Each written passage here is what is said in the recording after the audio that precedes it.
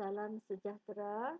Sekarang kita bincangkan soalan nombor 9, tajuk graf gerakan. Rajah di atas menunjukkan graf laju masa bagi suatu zarah dalam tempoh K saat. Jumlah jarak yang dilalui dalam tempoh K saat ialah 740 meter. Hitung A. Kadar perubahan laju dalam masa 10 saat yang pertama.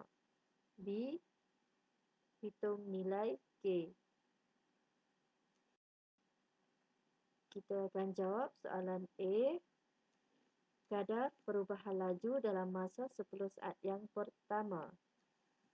Rumus bagi kadar perubahan laju ialah perubahan laju bahagi perubahan masa.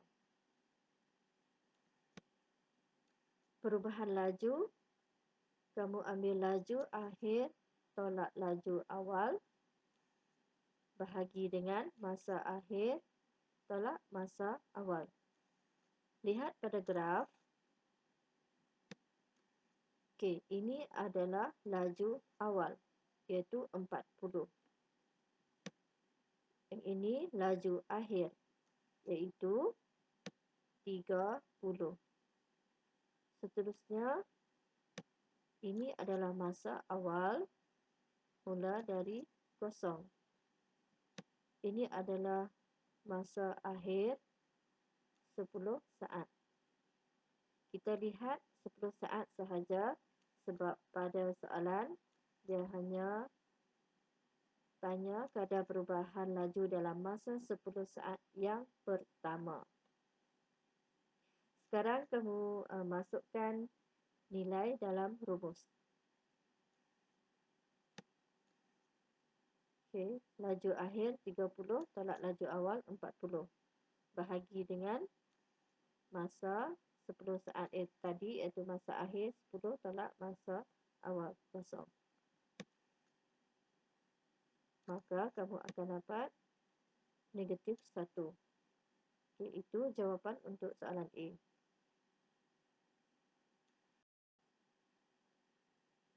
Seterusnya, kita jawab soalan B, cari nilai K.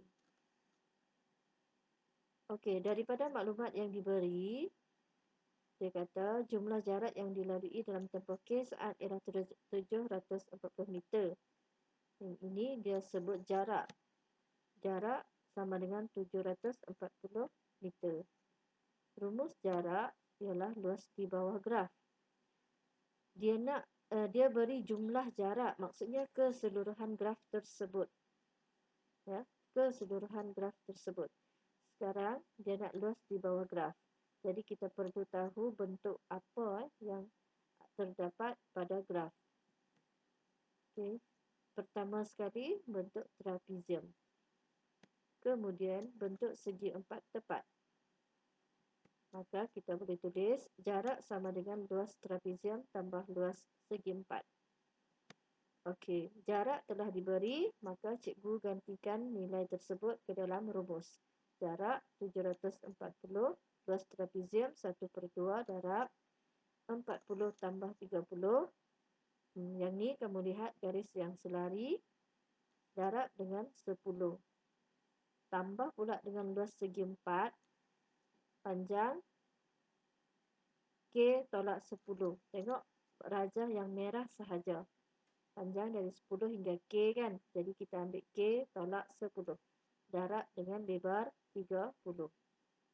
Selesaikan satu persatu.